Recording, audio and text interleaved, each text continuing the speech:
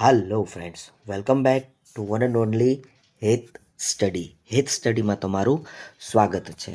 તો આજના પ્રશ્નો આપણે લઈને આવી ચૂક્યા છીએ. તમે જોઈ રહ્યા છો આપણી સમક્ષ પહેલો પ્રશ્ન છે ભાઈ, કઈ બેરોજગારીની સીમાંત ઉત્પાદકતા શૂન્ય હોય છે?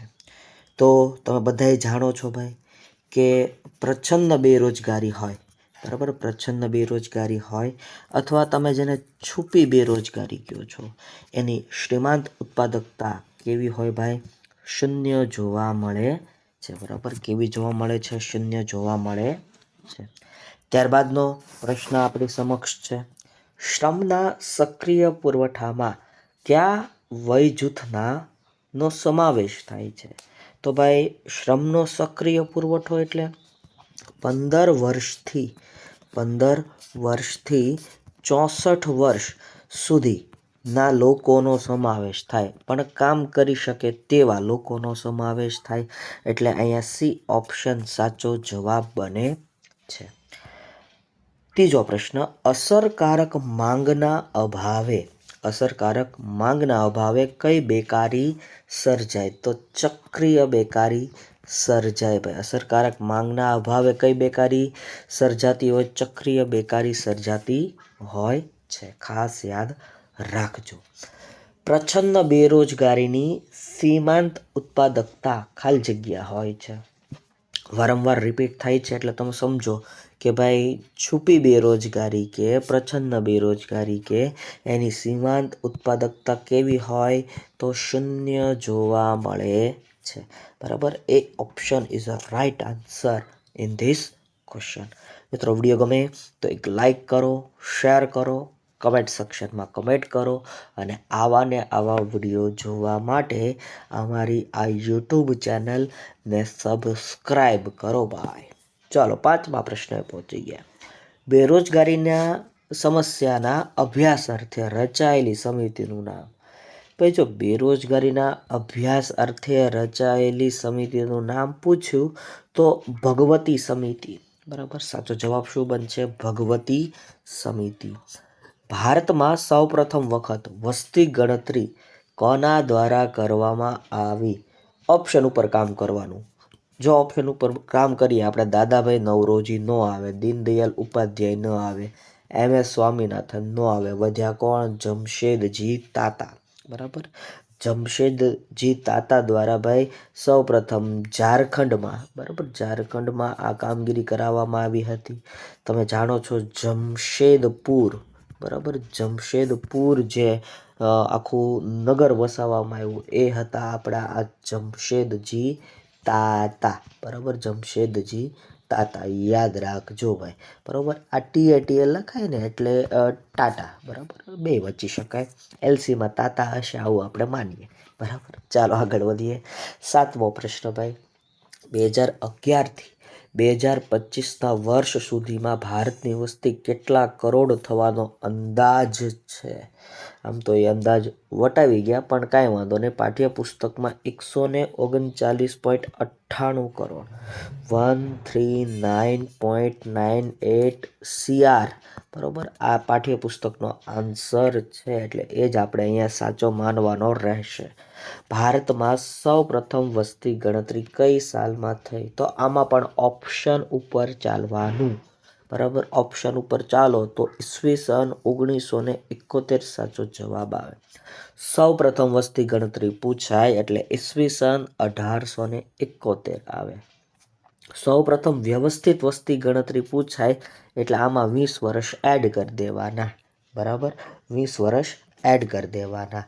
તો ફરીવાર, ભારતમાં સૌ પ્રથમ વસ્તી ગણતરી કઈ સાલમાં થઈ? તો ઈસવીસન 1871માં થઈ.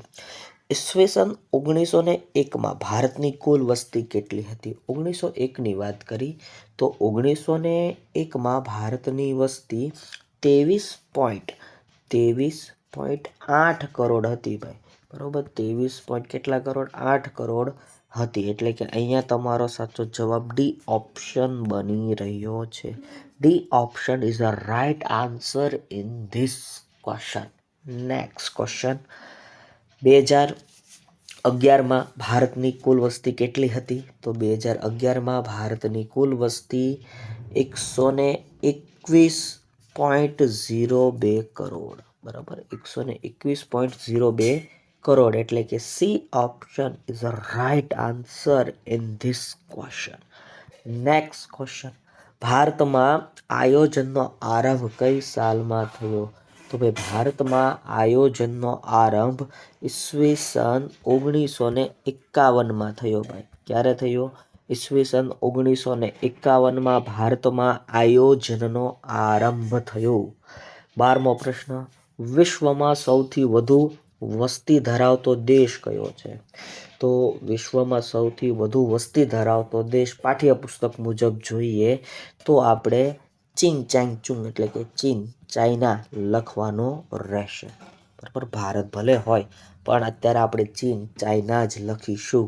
નેક્સ્ટ ક્વેશ્ચન, ભારતના કયા રાજ્યમાં દર 1000 પુરુષોએ સ્ત્રીઓનું પ્રમાણ વધારે છે?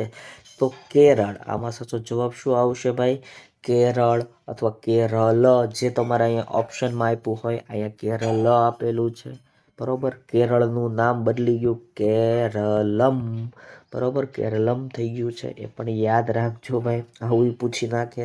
બરોબર, કેટલો છે સાહેબ? તો 1084. બરોબર, 1084. ભાઈ 1000 પુરુષોએ 1084 પુરુષોની સંખ્યા જોવા મળે છે. 2011માં ભારતમાં દર 1000 પુરુષોએ સ્ત્રીઓનું પ્રમાણ કેટલું હતું? તો ભારતનું આવે ને તો પાઠ્યપુસ્તક એવું કે 940. ગુજરાતનું આવે ને તો 900 ને કેટલું? કમેન્ટ કરો, લ્યો હાલો. બરાબર, થોડી કમેન્ટ પણ આપણે લેતા જઈશું જેથી કરીને તમને ખ્યાલ આવે. ઓકે, ચાલો આગળ વધીએ. ઈસવીસન 2011માં ભારતમાં જન્મદરનું પ્રમાણ કેટલું હતું? ભાઈ જન્મદરનું પ્રમાણ પૂછું તો ભારતમાં જન્મદરનું પ્રમાણ 2011માં 21.8. બરોબર, 21.8 આ સાચો જવાબ બને છે. 16મો પ્રશ્ન આપણી સમક્ષ છે ભાઈ, સ્વતંત્રતા પછી ભારતમાં સૌપ્રથમ વસ્તી ગણતરીનું પત્રક કયા વર્ષમાં જાહેર કરવામાં આવ્યું? ભાઈ આપણે જાણો છો કે 15 ઓગસ્ટ 1947ના રોજ સ્વતંત્રતા મળી. દર 10 વર્ષે વસ્તી ગણતરી થાય તો 1951માં ભાઈ સૌ પ્રથમ વસ્તી ગણતરીનું પત્રક રજૂ કરવામાં આવ્યું. ક્યારે રજૂ કરવામાં આવ્યું? ઈસવીસન 1951માં. 18મો પ્રશ્ન, સોરી મિત્રો, આપણે વાત કરતા હતા ભાઈ 17મા પ્રશ્નની. ઈસવીસન 2011ની વસ્તી ગણતરી પ્રમાણે ભારતમાં કુલ વસ્તી કેટલી છે? આવડે એવો પ્રશ્ન છે એટલે સ્કીપ કર્યો હશે, પણ ફરીવાર 121.02 કરોડ આ એનો સાચો જવાબ બને છે. પાઠ્યપુસ્તક એમ કહે છે ભાઈ 121.02 કરોડ આ સાચો જવાબ છે. બરાબર, યાદ રાખજો ભાઈ, પાઠ્યપુસ્તક મુજબ જ સંપૂર્ણ સિરીઝ છે. એટલે વિડીયોને લાઈક કરજો, શેર કરજો, કમેન્ટ સેક્શનમાં કમેન્ટ કરજો અને આવા નવા વિડીયો જોવા માટે અમારી આ ચેનલને સબસ્ક્રાઈબ કરીને રાખો. ચાલો આગળ વધીએ. 18મા પ્રશ્ને પહોંચી ગયા. ભારતમાં કયા રાજ્યમાં દર 1000 પુરુષોએ સ્ત્રીઓનું પ્રમાણ વધારે છે? કેરળ. આગળ જ વાત કરી, જો અહીંયા કેરળ લખેલું છે એટલે કોઈ પણ ઓપ્શન હોઈ શકે. 2001થી 2011ના દશકમાં એટલે કે 10 વર્ષના સમયમાં ભારતમાં વસ્તી વૃદ્ધિ કેટલો નોંધાયો છે? તો ભારતમાં વસ્તી વૃદ્ધિનો દર 1.64%. બરાબર, 1.64% નોંધાયો છે 10 વર્ષના ગાળામાં. 2011માં ભારતમાં દર 1000 પુરુષોએ સ્ત્રીઓનું પ્રમાણ 940. રિપીટ થઈ ગયેલો પ્રશ્ન, ચવાઈ ગયેલો પ્રશ્ન સાહેબ. વસ્તીની દ્રષ્ટિએ વિશ્વમાં ભારતનો ક્રમ કેટલો છે ભાઈ? અત્યારે બીજો જ છે ભાઈ. આપણે પાઠ્યપુસ્તક મુજબ બીજા ઓપ્શનને ટીક કરીશું ભાઈ, આપણે આગળ વધીશું નહીં. ભારતમાં દર કેટલા વર્ષે વસ્તી ગણતરી થાય? તો ભારતમાં દર 10 વર્ષે. બરાબર, ભારતમાં દર 10 વર્ષે વસ્તી ગણતરી થાય છે. 2011ની વસ્તી ગણતરીના અહેવાલ મુજબ 2011થી 2025ના સમયગાળામાં ભારતની વસ્તી કેટલા કરોડ થવાનો અંદાજ છે? 139.98 કરોડ. 139.98 કરોડ. ભારતમાં વ્યવસ્થિત વસ્તી ગણતરી કયા વર્ષથી થાય છે? તો ભાઈ વ્યવસ્થિત વસ્તી ગણતરીની વાત આવે, બરાબર, વ્યવસ્થિત વસ્તી ગણતરીની વાત આવે એટલે મેં તમને વાત કરી હતી ભાઈ, બરાબર, કે 1871ની અંદર 1871ની અંદર તમારે 20 વર્ષ એડ કરી દેવાના, બરાબર. તો એનો સાચો જવાબ શું આવે? 1891. 1891થી ભાઈ ભારતની અંદર વ્યવસ્થિત વસ્તી ગણતરીની કાર્યવાહી શરૂ થઈ હતી. નેક્સ્ટ ક્વેશ્ચન, ઈસવીસન 1951માં ભારતની કુલ વસ્તી કેટલી હતી? જો 51ની સાલવારી પૂછી તો 51માં ભારતની વસ્તી હતી 36.1 કરોડ, 36.1 CR હતી, બરાબર, 36.1 કરોડ હતી. 2011ની વસ્તી ગણતરી મુજબ ભારતમાં ગ્રામીણ વસ્તીનું પ્રમાણ કેટલું હતું?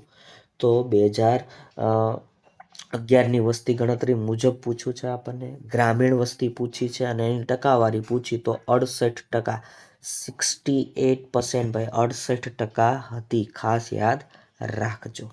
2011માં ભારતમાં મૃત્યુદરનું પ્રમાણ કેટલું હતું? તો ભારતની અંદર મૃત્યુદરનું પ્રમાણ 7.1% જેટલું જોવા મળે છે, બરાબર. 2011માં ભારતમાં મૃત્યુદર કેટલું હતું? તો 7.1. વસ્તી વધારાની દ્રષ્ટિએ ભારતમાં કયા વર્ષને મહાન વિભાજક વર્ષ તરીકે ઓળખવામાં આવે? તો 1921ના વર્ષને મહાન વિભાજક વર્ષ તરીકે ઓળખવામાં આવે. જવાબ શું આવે? ઈસવીસન 1921. જવાબ શું આવે? ઈસવીસન 1921. વર્ષ 2011માં ગુજરાતમાં દર 1000 પુરુષોએ સ્ત્રીઓનું પ્રમાણ કેટલું હતું? તો આનો જવાબ તમે મને કમેન્ટ સેક્શનમાં કમેન્ટ કરીને કીધો હશે ભાઈ, બરાબર. આનો જવાબ તમે મને કમેન્ટ સેક્શનમાં કમેન્ટ કરીને કીધો હશે 918. જો તમે 918 કમેન્ટ કરી હોય તો તમે બધાય સાચા હશો ભાઈ, બરાબર. નેક્સ્ટ ક્વેશ્ચન, કામ કરતી વસ્તીની વાત છે. કામ કરતી મોટા ભાગની વસ્તી કયા વય જૂથમાં આવે છે ભાઈ? તો કામ કરતી મોટા ભાગની વસ્તી છે ને ભાઈ 15થી લઈને 64 વર્ષ, 15થી લઈને 64 વર્ષની વચ્ચે આવે છે ભાઈ, ખાસ યાદ રાખજો. બધી જ સમસ્યાના મૂળમાં કોઈ સમસ્યા રહેલી છે? તો ભાઈ બધી જ સમસ્યાના મૂળમાં વસ્તી વધારો રહેલો છે. બધી જ સમસ્યાના મૂળમાં કઈ સમસ્યા રહેલી છે? તો વસ્તી વધારો રહેલો છે, ખાસ યાદ રાખજો. કયા વય જૂથમાં સૌથી વધુ વસ્તી જોવા મળે છે? તો 32માં મિત્રો. કામ કરી શકે તેવી વસ્તી એટલે કે 15થી લઈને 64 વર્ષની વ્યક્તિઓનો વધારે પડતો સમાવેશ જોવા મળે છે અને એમાં સૌથી વધારે વસ્તી છે. અહીંયા તમારો સાચો જવાબ 32માં પ્રશ્નમાં એ ઓપ્શન બને છે. 15થી લઈને 64 વર્ષની વય જૂથની વાત કરેલી જોવા મળે છે. 2011માં ભારતમાં શહેરી વસ્તી કેટલી હતી? તો 2011માં ભારતમાં શહેરી વસ્તી 32% હતી. ગ્રામીણ કેટલી હતી? 68 હતી. ટોટલ મારો ને એટલે 100 થાય. આ ગામની વાત છે ભાઈ, બરોબર, અને આ શહેરની વાત છે એટલે ટોટલ મારો 100% થઈ જતું હશે. આગળ વધીએ ભાઈ.